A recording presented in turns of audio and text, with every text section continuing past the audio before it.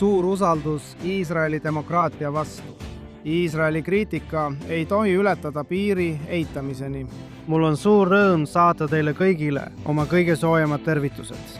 President Isaac Herzog.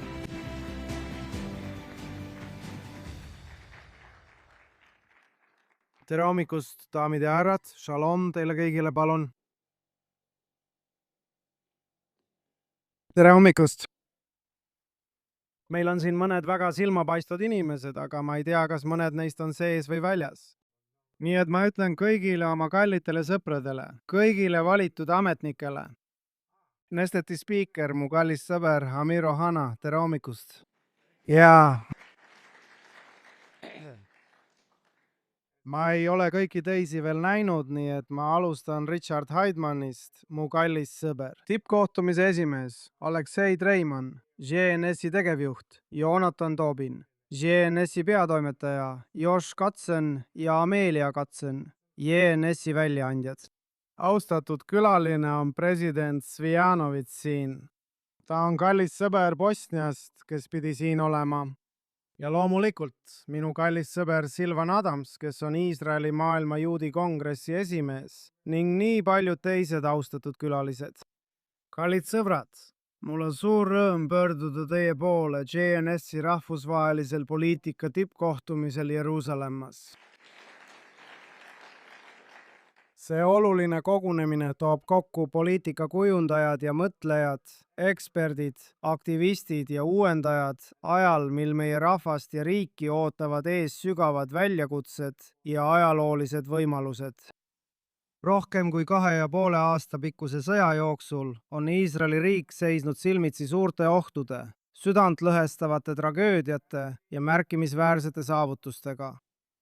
Praegu, kui me räägime, kaitsevad Iisraeli kaitseväe vaprad naised ja mehed meie piire, kodusid ja perekondi nende eest, kes soovivad meile halba teha.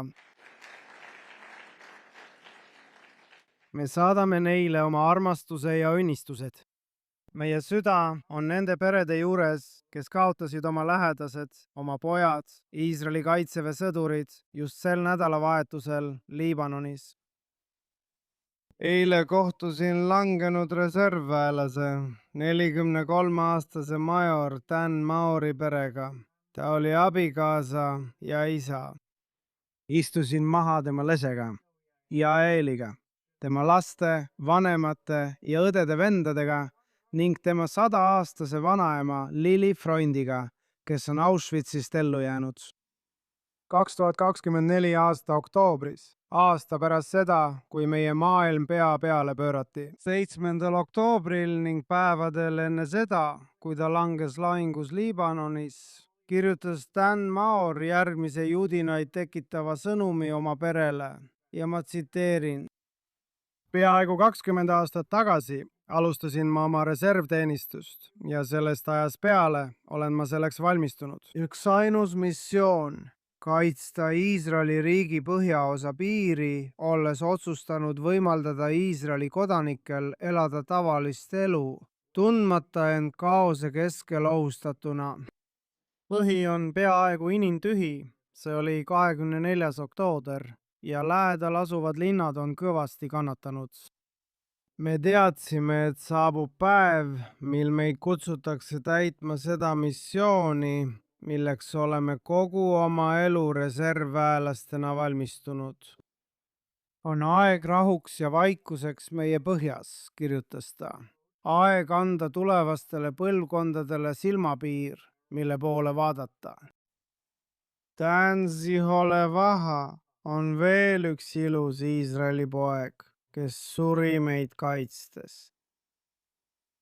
Sõbrad, olgem selles osas selged. Danil oli õigus. Iisrael väärib rahu ja vaikust. Me kõik väärime rahu ja vaikust. See on kõik, mida me palume. Kogu piirkonnas, Iraanist Liibanonini ja Gazani, püüavad meie vaenlased end taastada, relvastuda ja areneda, et jätkata meie kodanike ähvardamist ja kõigi inimeste terroriseerimist. Iisrael ei ole sõja diplomaatilisele lahendusele vastu. Vastupidi, me otsime rahu. Me unistame rahust kõigil piiridel. Siiski tekitavad hiljutised arengud Iisraelis tõsiseid ja õigustatud muresid, millega tuleb tegeleda, sest meie siin Iisraelis oleme tulejoonel. Meie oleme need, keda Iraani kurjuse impeerium ja selle käsilased sihikule võtavad. Iraan on juba aastakümneid ähvardanud Iisraeli hävitada. Iraani soov saada tuumaläveriigiks on seetõttu reaalne oht Iisraelile ja maailma rahule ning seda ei tohi lubada. President Trump ja Ameerika juhid on õigesti ja korduvalt rõhutanud, et Iraan on oht maailma rahule. Me peame samuti tegelema muredega, mis puudutavad Iraaniga sõlmitud kokkuleppe finantskomponente. Selleks, et takistada Iraanil väidetavalt saadavaid vahendeid suunamast oma sõjamasina ja käsilaste toetamiseks. Ja mis puudutab Liibanoni, siis lubage mul olla selge. Liibanoni konflikt tuleks lahendada otseste läbirääkimistega Iisraeli ja Liibanoni vahel, mitte Iraani väljapressimise teel. Iraani sidumine Liibanoniga jätab mitte ainult Iisraeli pidevate ohtude alla, vaid muudab ka liibanonlased nõrgaks ja jõuetuks ning takistab nende presidendil ja valitsusel edasi liikumast. Homme jätkuvad Liibanoni ja Iisraeli läbirääkimised Washingtonis ameeriklaste egiidi all. Hezbollahi relvitustamine peab olema iga Liibanoni lahenduse lahutamatu osa ning Iraan ei saa määrata Liibanoni tulevikku. Nendes põhipunktides valitseb Iisraeli ja Liibanoni vahel täielik üksmeel.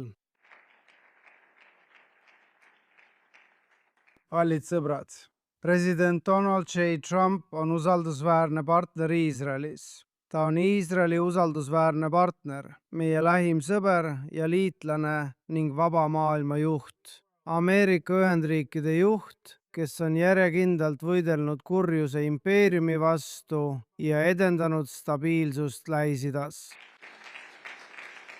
Me hindame presidendi jätkuvat sõprust ja tema administratsiooni selget seisukohta Iraani tuumaplaanide ja kavatsuste suhtes.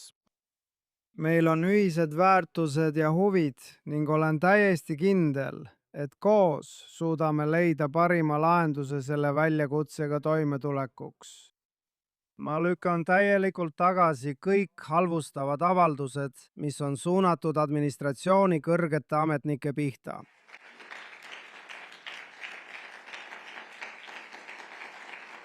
Ameerika asutamispõhimõtted, vabadus, demokraatia ja usk, et kõik inimesed on loodud võrdsetena, on Ameerika Ühendriikide ja Iisraeli vahelise sideme keskmes.